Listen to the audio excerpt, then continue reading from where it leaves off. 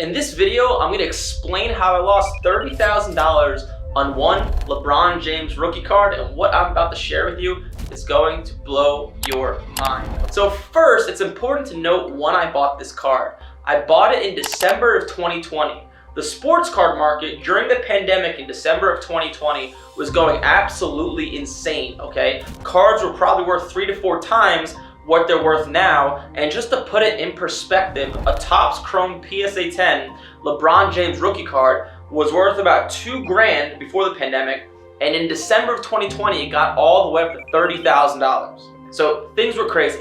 The card I bought was a 2003 Topps Chrome Refractor BGS 9 LeBron James, okay? And the subgrades on it were all 9.5s and an 8.5 surface. My plan was to crack it out of the case and send it into PSA. I bought this card online through Facebook. It was through someone who I've done a couple different deals with. And, you know, it was a trustworthy guy. I've known him for a long time, and I had a good look at the card, and it looked pretty good to me. Even though the surface was greater than 8.5, I thought it was worth a shot. So I wired him $55,000. And let me explain to you like what my thought process and what I was planning on doing and how I plan on making money. Now, a PSA 10 at the time was worth about $200,000. And odds are I knew it probably wasn't going to get a PSA 10. It would probably get a 9, okay? And a 9 was about $60,000 to $70,000 in that range. So what I was looking at is maybe a 20% chance of it grading a 10, and I would make about $150,000. And if it graded a 9, I would maybe make 5 to 10 grand and move on. That was my plan. What happened is much different than my plan.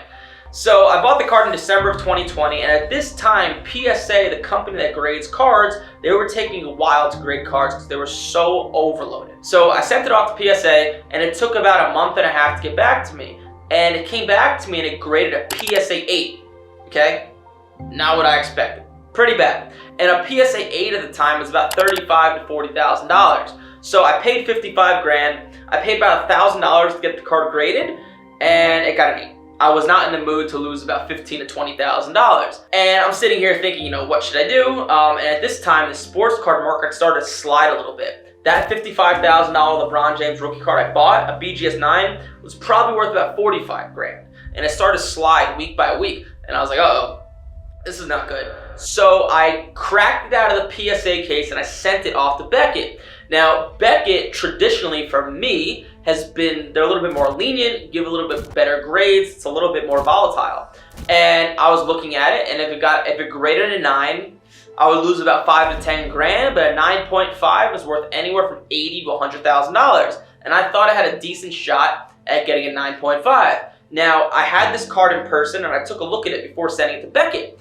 And I noticed this blemish on it. And I was like, oh, that's not good. I had a good look at the card online before actually sending it in, because I had the person who I bought it from send it straight to my guy who sends the PSA for me. So I didn't have that good of a look at the card. And maybe PSA messed up, I'm not sure, but it had this small blemish and that I never saw before. And I was like, oh, this is not good. So I tried to clean it the best I could. I sent it off to Beckett, and it came back about a month later. So right now, I bought the card in December of 2020, and right now it's about February of 2021, and it got a BGS 8.5. Now, a BGS 8.5 is worse than a PSA 8. So a BGS 8.5 was about $30,000 at the time, so I was like, oh crap, this is not good. Right now, I'm at a loss of about 20 to 30 grand if I were to go to sell it. So I didn't know what to do, so I cracked it out of the case and sent it to Beckett again. And the sports card market was really sliding. That original $55,000 purchase,